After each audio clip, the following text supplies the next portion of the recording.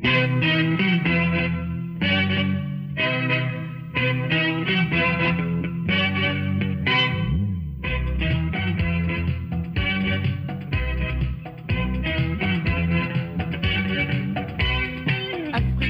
Europa, America, Asie. Mundele na moindo maboko na maboko. On aura là tout vu et dire qu'on n'a encore rien vu. Et ça ne fait que commencer. Une régression dans la création d'une France républicaine qu'un des candidats de l'extrême droite, vient simplement là de fouler aux pieds les principes même de base de la démocratie et non d'une démocratie à la française. Selon le point de vue de qui veut voir ce qui l'arrange, comme l'aurait aussi bien fait Adolf Hitler en son temps.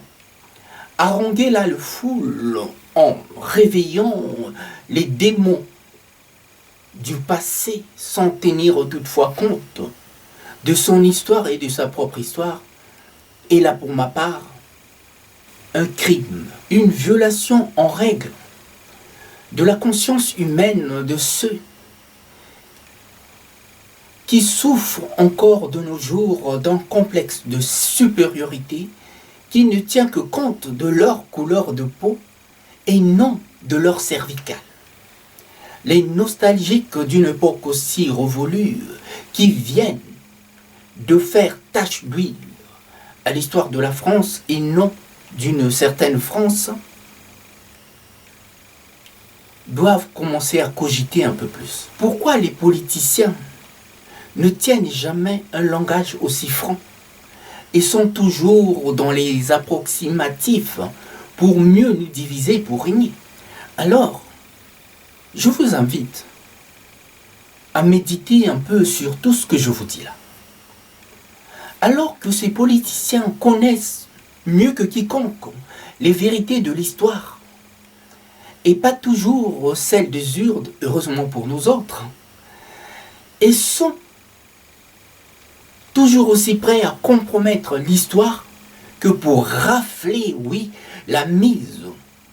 Quelle misère pour une conscience humaine qui se dit modèle en cultivant là le chaos dans la haine totale. À un moment donné, il faut que les historiens entrent en jeu pour remettre à leur place tous ces politiciens qui ne sont pas là pour le bien de la société, mais pour tout le contraire.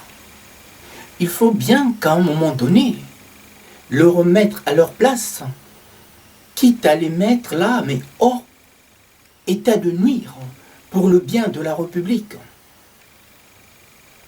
Tous ces marchands d'illusions, mensonges aussi grossiers, qui le font passer pour des vérités aussi remarquables devant leur auguste assemblée, et cette auguste assemblée, des gens fragilisés par la crise, des gens si révoltés face à un système qui les broie, et se sont toujours menés là en bateau par les bêmes. Avouez que il y a là de quoi tenter le diable pour ceux qui n'ont pas les nerfs suffisamment solides. Et je me dis, mais à qui la faute? Si ce n'est pas à cette société elle-même, pour son manque de courage de dire certaines vérités, pour que les gens ne se laissent pas emporter par leur élan de rejet que nous appelons aussi de haine. L'embêtant sur ce que je dis, c'est que ce que je dis est bien plus que vrai. Oui, l'embêtant de ce que j'évoque, c'est le constat que je fais de notre société. Un constat plus que juste. C'est que les gens ont été aussi loin dans leurs études sont aujourd'hui ceux-là même qui nous posent de sérieux soucis. Des gens qui commencent là à avoir des réflexes qui deviennent aussi de réflexes primaires que brutaux, au point de tout nier de l'histoire et de recourir au révisionnisme.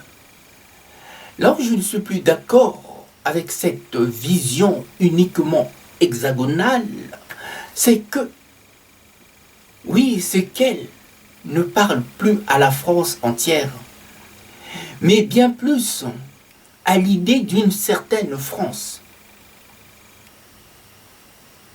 qui ne tient plus compte de l'histoire et encore moins des origines, mais juste de la couleur de la peau. Quelle hérésie!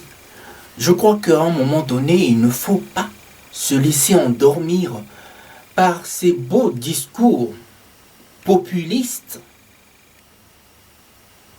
Bon discours, oui, mais pour ceux qui ne se retrouvent plus dans la société. Mais est-ce qu'ils se sont posé la question de savoir pourquoi ils en sont arrivés là? Ce sont juste les politiciens qui sont là en train de tout faire voler en éclats, que pour leurs propres intérêts et cet appétit grandissant du pouvoir, que pour le bien-être de la société, donc du peuple. Voilà que la partie se joue à présent sur des faux bons prétextes que sur des bons faux prétextes. À croire que ceci n'a été jusqu'ici qu'un faux semblant. Et l'idéal du Troisième Reich n'a jamais quitté la tête de certains. Au fond, n'a jamais été remis en cause. Et le mythe de cette société aryenne, véritable mythe de la race. Oui, véritable mythe de la race qui endommage l'intellect de l'homme politique. Oui, cette idée qui trotte encore dans la tête de certains politiciens antisémites qui, quelquefois, le découvrent, oui, mais à leur triste dépens. Baser une réflexion, une politique, que sur la couleur de la peau, et de nos jours se mentir à soi-même et mettre en danger la cohésion sociale. Oui, la cohésion de l'histoire de la République, la cohésion socio-économique est dynamitée là. Simplement, l'aspect diplomatique qui fait de la France ce qu'elle est aujourd'hui. On ne peut pas parler et baser sa réflexion que sur les préjugés d'une immigration, alors qu'on sait en réalité pourquoi nous en sommes là. Alors qu'on s'en doute bien des soubassements de cette politique qui vise en particulier non pas une communauté, mais une race bien précise. Encore là un secret de Polichinelle qui montre à quel point l'homme peut être aussi dangereux pour son prochain. Un grand pays doit absolument briller et rayonner par ses vertus, par ses institutions et la grandeur de ses hommes, autant d'États que tous ceux qui font partie de ce pays. Nous n'allons pas, soyez-en sûrs, nous n'allons pas les laisser faire et de le voir faire ce que bon leur semble sans autant le remettre quand il le faut en place, le remettre quand il le faut les pieds sur terre.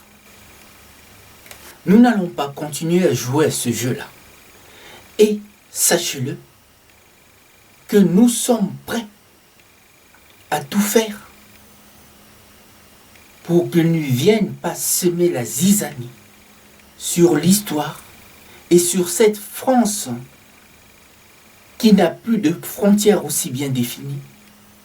Une France qui demeure plus par son histoire que parce qu'on entend certains hommes. Oui, nous sommes tous en campagne et pas à la campagne. Qu'ils ne l'oublient surtout pas. À bon entendeur, salut. Il ne suffit pas d'être beau, blanc ou noir pour s'aimer et se partager demain. Et le koninito ya kosala nzambe awana se soki toyokani lelo te lobi na nako